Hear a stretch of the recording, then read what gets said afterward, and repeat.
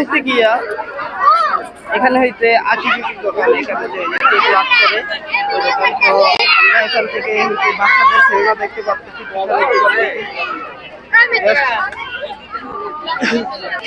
আর এখানে তো পিঠাও আছে। হয়েছে গিয়া